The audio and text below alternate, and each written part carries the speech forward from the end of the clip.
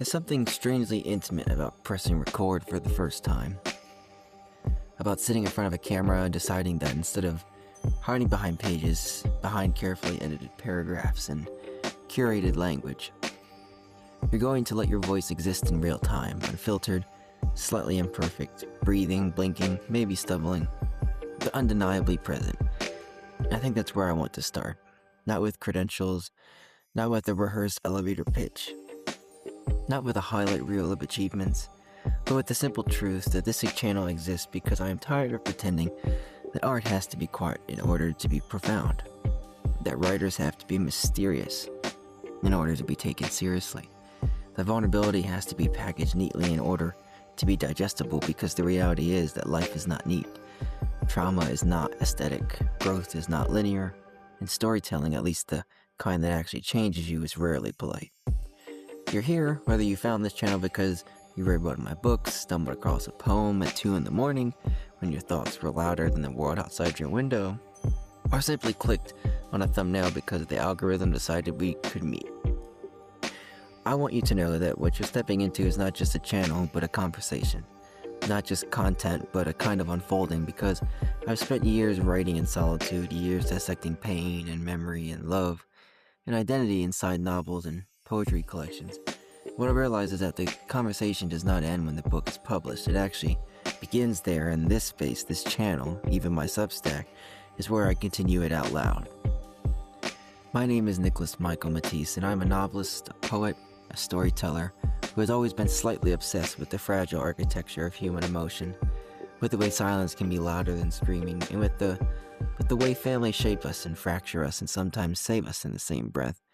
And if you read works like Internal Affairs or Brilliantly Broken, then you already know that I don't really do surface level anything, that I'm far more interested in the undercurrent than the wave, in the why behind the wound rather than just the scar itself. And this channel is going to be an extension of that same depth, but in a different medium, one where you get the cadence of my voice, the pauses between thoughts, the occasional smirk when I say something slightly too honest.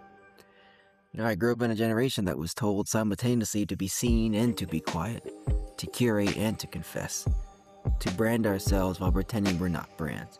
And navigating that contradiction has shaped not only my writing, but my sense of self.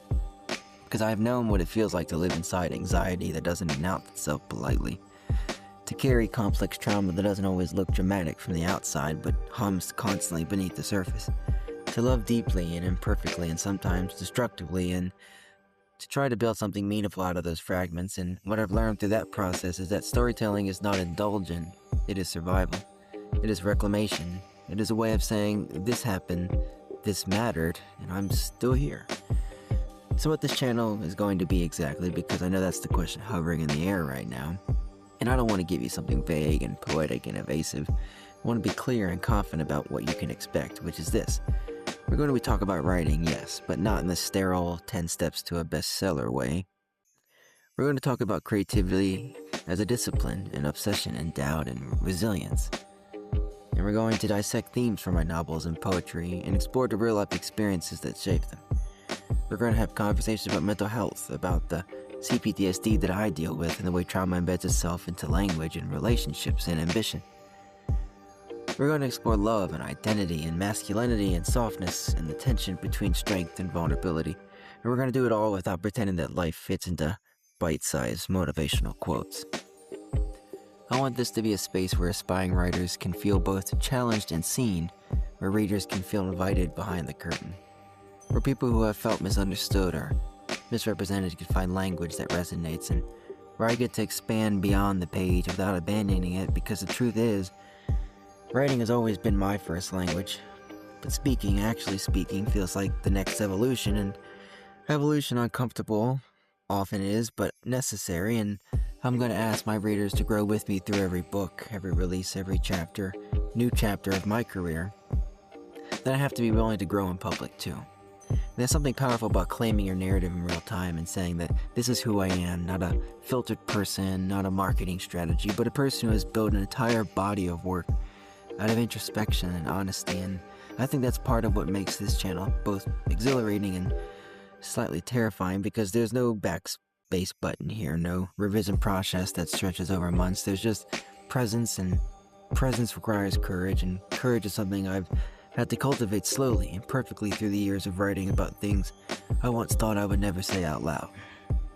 And I also want to talk about ambition, because we do not talk about it enough in creative spaces without either glamorizing it or shaming it. And I am ambitious, unapologetically so, not because I crave attention for the sake of it, because I believe in the work, because I believe stories matter, and I believe literature still has the power to alter the trajectory of someone's inner life. And I refuse to downplay that belief in order to appear humble in a way that makes other people comfortable. And if that confidence unsettles someone, then perhaps it's simply evidence that we have been conditioned to equate boldness with arrogance, especially when it comes from artists who are not willing to shrink.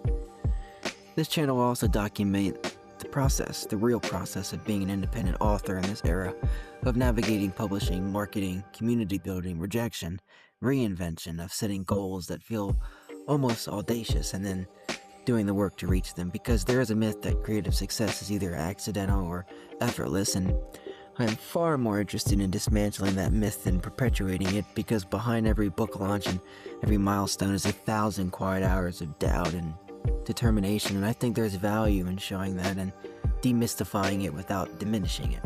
And if you are someone who has ever felt like you were too much and not enough at the same time, too emotional, too distant, too ambitious and too uncertain, too sensitive and too guarded, and you are exactly the kind of person I want here, because my work has always existed in that tension, in the space between strength and fragility, in the acknowledgement that we are layered and contradictory and evolving, and I do not believe in simplifying the complexity for the sake of palpability.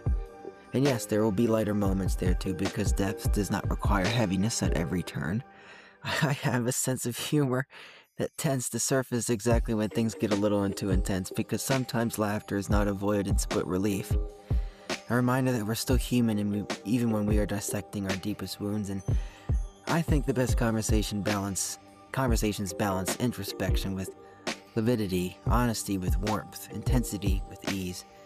But ultimately, this channel is an invitation to witness, to question, to create, to reflect, to build something that feels authentic, rather than algorithm chasing. And while I understand the mechanics of growth and strategy and optimization, I refuse to let them dictate the soul of what I produce, because the soul is at the point. The integrity is the point. The resonance is the point. And if this space grows slowly but meaningfully, then that is the growth I can stand behind. So if you're here at the beginning, consider this our first page, our opening chapter, the moment before the plot truly unfolds, and I am grateful you are part of it, because starting anything requires faith. Not blind optimism, but the kind of faith that says, I do not know exactly where this will lead, but I trust the process enough to begin, and beginning is often the hardest part. So subscribe if you want to stay for the long conversations, the thematic deep dives, the behind the scenes of books past and future, the discussions about trauma and healing and art and ambition and love. And if you choose not to, that's okay too, because I believe the right audience always finds its way eventually, and I would rather build something intentional than something inflated. This is not just a channel.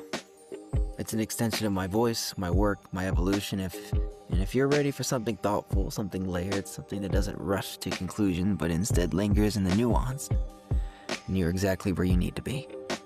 Welcome to the beginning. Free audio post-production by alphonic.com.